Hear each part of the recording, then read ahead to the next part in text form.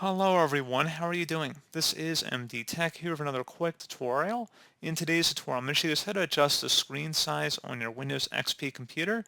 So this should hopefully be a pretty straightforward process, and without further ado, let's go ahead and jump right into it.